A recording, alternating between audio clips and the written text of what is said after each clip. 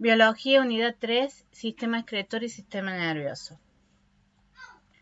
El aparato urinario excretor es un conjunto de órganos encargados de mantener el equilibrio de ácido-base y el balance hidrosalino, extrayendo de la sangre productos de desecho del metabolismo celular y eliminándolos hacia el exterior del cuerpo. Las partes del sistema urinario. Los órganos secretores, que son los riñones, es una de las partes y se encargan del filtrado de la sangre y de separar los desechos hacia la orina. Las vías excretoras es otra de las partes que posee el sistema urinario y estas recogen la orina y la expulsan al exterior. Y está compuesto por los uréteres que conducen las orinas desde los riñones hasta la vejiga urinaria que es un receptáculo donde se acumula la orina, y la uretra que es un conducto por donde sale la orina al exterior, siendo la mujer más corta que la del hombre. Ahí, como podemos observar, se encuentran los riñones. Arriba de esto se encuentran las glándulas suprarrenales, que también se encargan de regular la tensión arterial a través de una hormona. Ahí los vemos nuevamente, los riñones. Podemos ver acá la aorta y la vena cava. Ahí lo vemos de nuevo. Glándulas suprarrenales, riñones, uréteres, vejiga y uretra. Los riñones están ocupando la zona de retroperitoneo, a la altura de las primeras vértebras lumbares. La función es la del filtrado de la sangre para luego ésta ser llevado a todo el aparato circulatorio. Se encarga también de la eliminación de residuos metabólicos a través de la orina, que incluye un complejo mecanismo constituido por la filtración, absorción y la excreción. Como podemos observar, aquí se ve el riñón, se ve la vena renal, la arteria renal, el uréter, una corteza y la nefrona. Dentro de la nefrona tenemos el glomérulo. Ahí lo vemos de nuevo, está la corteza, la nefrona. La nefrona, digamos que es una unidad funcional de filtrado que tiene el riñón. Es donde se va a realizar todo el filtrado de la sangre y también se va a empezar a elaborar la orina. Ustedes pueden observar que aquí se encuentra dentro de la corteza la nefrona, mientras en el centro tenemos la médula. Está la pelvis y las arterias y la vena. Ahí estamos viendo nuevamente el glomérulo.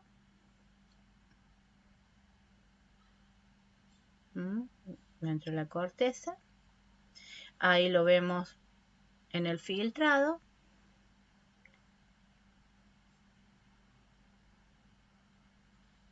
Ahí pueden observar cómo se eliminan materiales de desecho y cómo está empezando a filtrarse la sangre.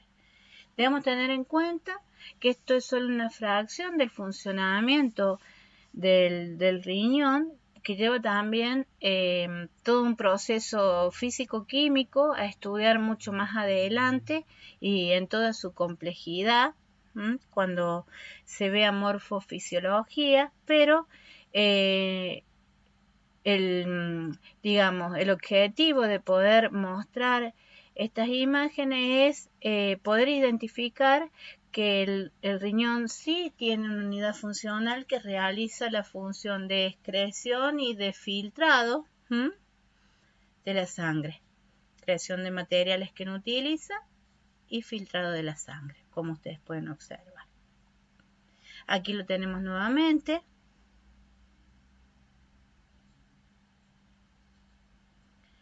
Vamos a hablar del uréter, de los uréteres. Estos transportan la orina desde la pelvis renal hasta la vejiga urinaria. La orina circula por dentro de los uréteres a través del movimiento del peristaltismo, los movimientos peristálticos, esos movimientos ondulatorios característicos del ser humano. Los uréteres en el ser humano presentan 4 porciones, una porción abdominal que está a la altura de las vértebras, una porción sacroiliaca que se ubica entre la aleta sacra y la sínfisis sacroiliaca, cruzando por delante de los vasos ilíacos, una porción pélvica que en el hombre se da por detrás de las vesículas seminales y el conducto deferente, y en la mujer se da en el uréter debajo de los ovarios. También posee una porción vesical. El uréter atraviesa la pared posterior de la vejiga. De esta manera produce un cierre en el meato uretral. Ahí podemos observar la porción lumbar, aquí la porción ilíaca, la porción pélvica y luego la porción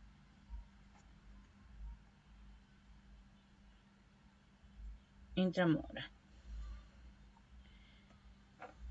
La vejiga tiene una ubicación de acuerdo al sexo. En el caso del sexo femenino se va a ubicar por delante con la sífilis del pubis, por detrás con el útero. En el masculino se va a ubicar por delante en la sífilis del pubis, por detrás del recto. Esto sí debe de tenerse en cuenta. Las características de la vejiga. La vejiga va a tener una capacidad del 300 a 350 centímetros cúbicos y puede aumentar de 2 a 3 litros en el caso de retención aguda de orina. En el interior de la vejiga existe una mucosa vesical, los meatos uretales y el cuello vesical, la unión con la uretra. Ahí podemos observar el llenado de la vejiga.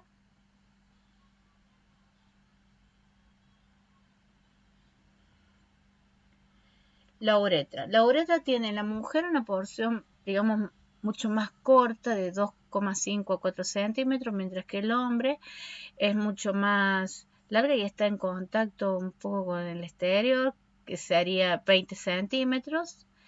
La ubicación desemboca en la vulva entre el clítoris y el introito vaginal en la mujer, y en el hombre se abre el exterior en el meato uretral del glande. Presenta distintas porciones, una prostática, una membranosa y una esponjosa. Ahí podemos observar la uretra en la mujer es mucho más corta y en el varón mucho más prolongada.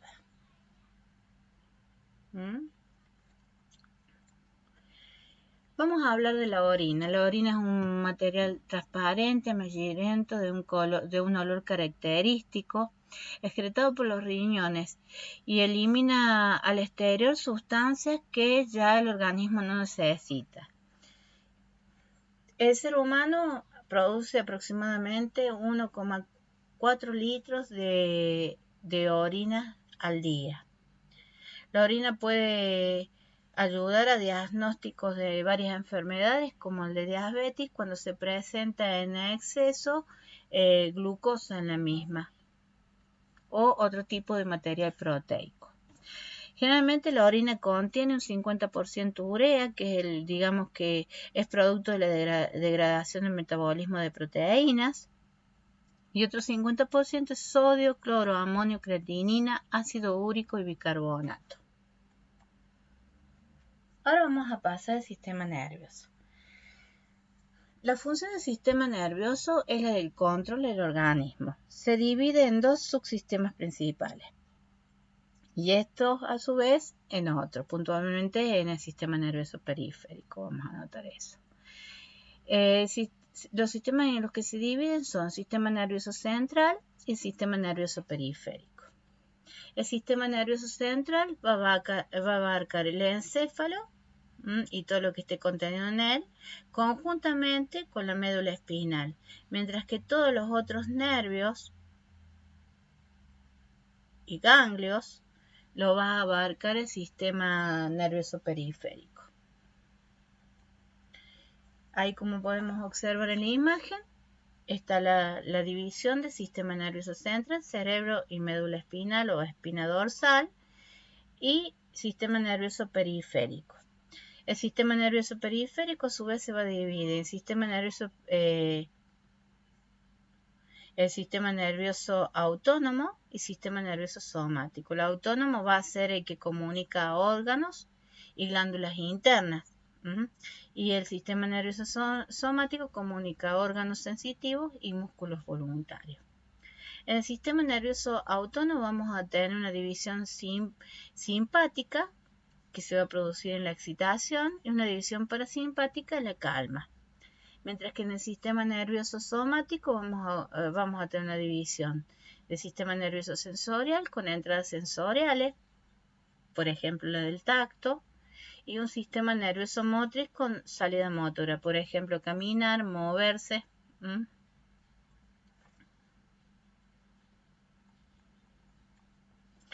El sistema nervioso central está formado por el encéfalo, o sea, todos los órganos que están contenidos dentro del cráneo y una médula espinal. Generalmente aquí residen los sentimientos, las emociones y la mayoría de los impulsos que estimulan la construcción y secreción de glándulas que se originan en el sistema nervioso central. Ahí podemos ver el encéfalo, la médula espinal,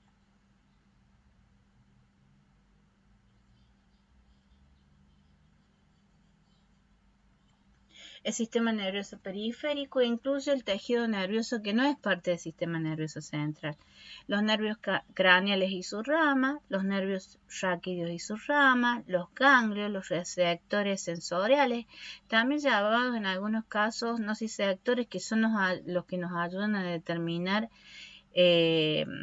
algunas cuestiones que afectan desde el exterior, como puede ser el calor, el sobreexceso de calor en la piel, una quemadura.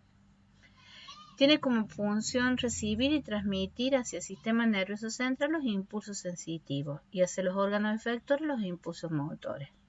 A su vez se divide en sistema nervioso autónomo, que son movimientos involuntarios, como en el caso del corazón, como en el caso de los intestinos, como en el caso del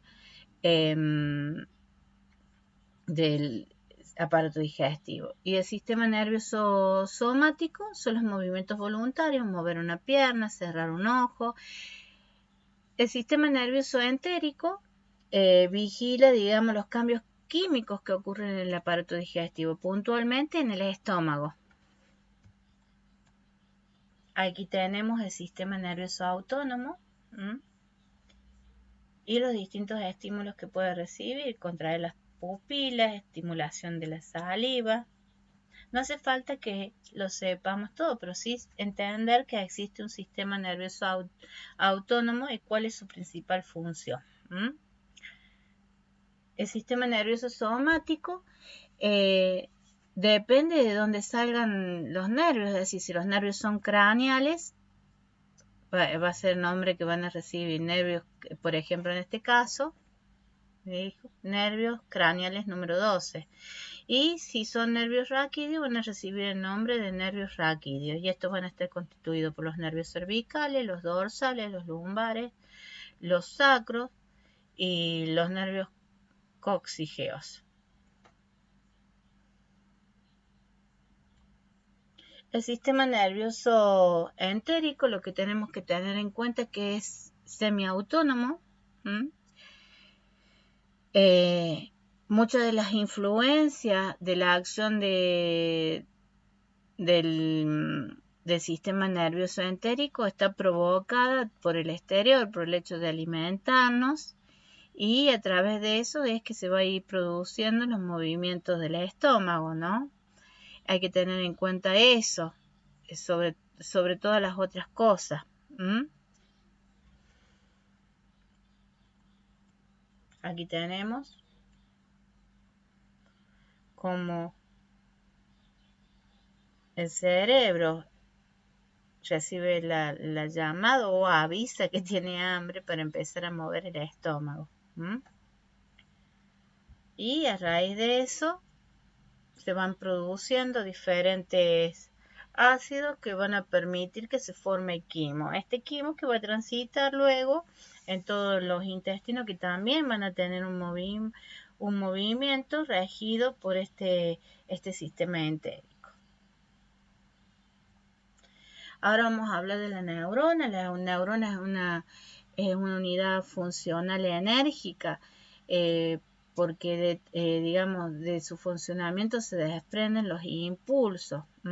La neurona está constituida por dendritas, un núcleo, una axón, donde se encuentra la funda de mielina, que ocupa un papel importante porque aquí ocurre un equilibrio sodio-potasio que produce la polarización de la misma y hace que la energía despliegue hacia la axón de la neurona. Ese despliegue de energía hace que busque otro axón y así ocurre el paso de energía de neurona en neurona, ¿no? Ahí lo podemos ver, la polarización, este equilibrio de sodio-potasio, ahí se despolariza, ahí empieza a equilibrarse nuevamente y ahí es donde se produce la descarga de energía, ¿cierto? Ahí lo podemos observar, la descarga de energía.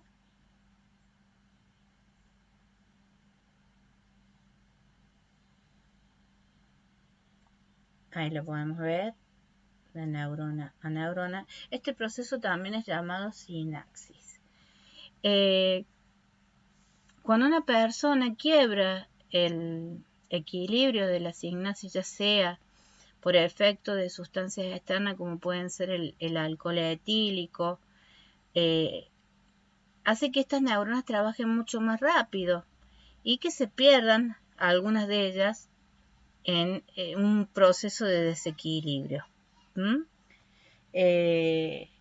Por eso es que, digamos, en un estado de excitación, el ser humano, puntualmente, en un estado donde haya exceso de alcohol, va a pasar un estado de muchísima euforia a un estado de mucha debilidad, porque se ha producido una serie de descargas de impulsos que han provocado la pérdida de algunas de estas neuronas. ¿Qué tener en cuenta de estas unidades? Bueno, de estas unidades lo más importante es tener en cuenta cómo está constituido el sistema urinario, cuáles son sus partes, qué contiene la orina, puntualmente qué diferencia hay en el sistema urinario de la mujer y del hombre, y también tener en cuenta puntualmente cuando hablamos del sistema nervioso, cómo está dividido el sistema nervioso central, que consta el sistema nervioso periférico, y como no está contenido dentro del material, lo que he dado de neuronas y lo de que es dado de glomérulos, no es imprescindible que lo sepan, pero que sí reconozcan que están presentes. Es decir, no son material para el examen, porque no están contenidos dentro del material de estudio.